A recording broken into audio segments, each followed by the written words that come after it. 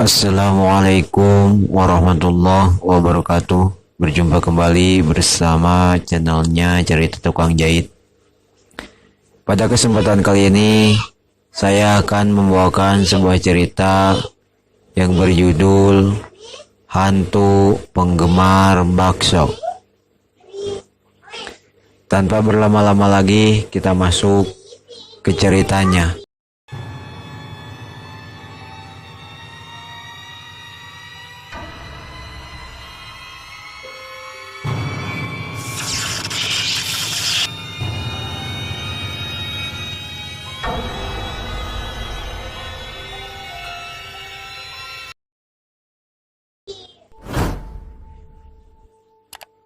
Dua hari lalu aku mudik. Kangen dengan suasana Jogja. Kebetulan malam Jumat, lalu giliran adikku jaga kampung. Jadilah aku menemani dia. Setelah ngobrol ngalor ngidul, sampailah kami berlima, Pagio, Klik, Sutris, dan aku beserta adikku pada pembicaraan yang seram-seram. Termasuk pengalamanku ketika masih remaja dulu. Dari Pagiolah aku tahu bahwa Sukardi, salah satu preman kampung yang paling disegani di kampungku, sudah meninggal dunia. Bukan karena digebukin orang kampung atau ditembak polisi, melainkan gantung diri. Karena hubungannya dengan seorang gadis tidak direstui oleh ibunya. Orang tua satu-satunya. Sebetulnya mereka berempat termasuk adikku agak enggan ketika kutanya tentang sebab musabab meninggalnya Sukardi. Bahkan Klik langsung terlihat gelisah. Dan sesekali ia menatap ujung gang dengan wajah pucat. Dengan sedikit berisik, Sutris menatapku serius. Dengan sedikit berbisik, Sutris menatapku serius.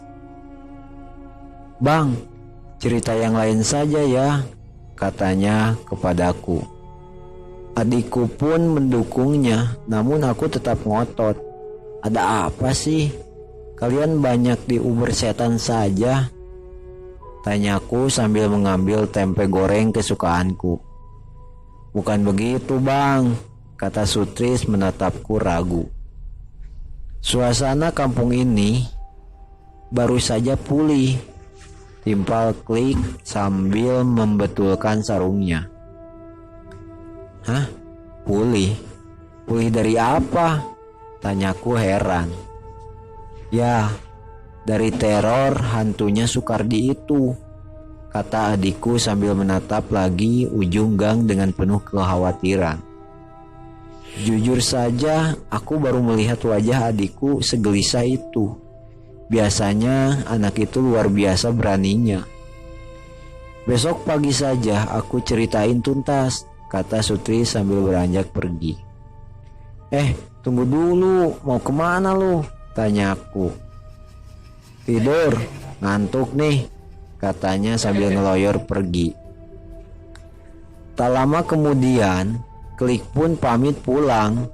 Jadilah aku, adikku, dan Pagiolah yang jaga kampung sampai pagi.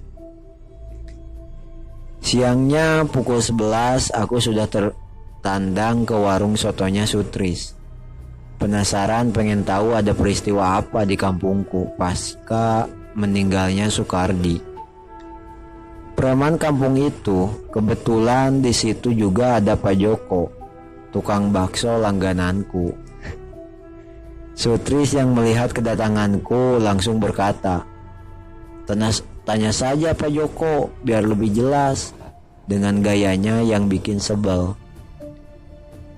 Pak Joko yang ditembak pun jadi kecimpuhan. "Cerita apa mas?" katanya sambil menyeruput kopi hitamnya. "Itu loh Pak, tentang Sukardi." kata Sutris kembali menimpali. Wah, yang lain saja Thomas Hari, saya loh masih trauma, katanya sambil nyengir. Waduh, gawat nih. Mereka berdua saling lempar tangan. Tentu ada yang tak beres.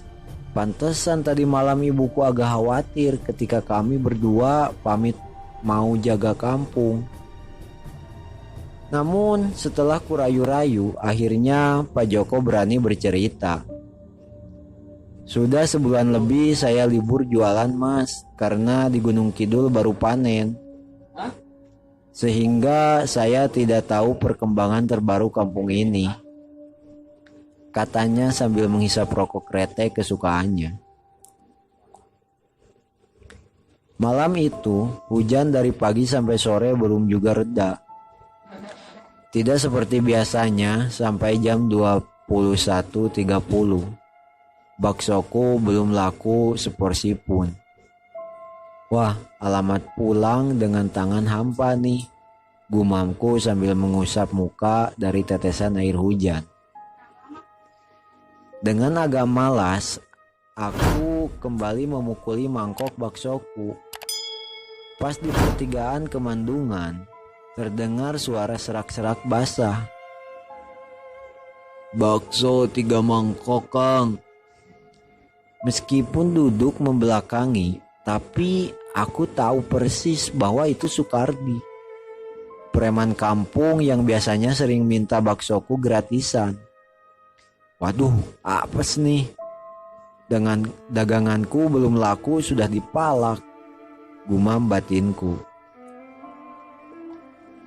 Daripada kenapa-napa, langsung saja aku bikinkan 3 mangkok bakso, pesanan Mas Sukardi itu. Setelah racikan siap, langsung dengan tergopoh-gopoh aku mengantarkan pesanan itu. Anehnya, meskipun bakso sudah kusodorkan, namun ia tetap duduk membelakangiku dan tanpa menoleh, dia langsung menyantap baksonya dengan lahap.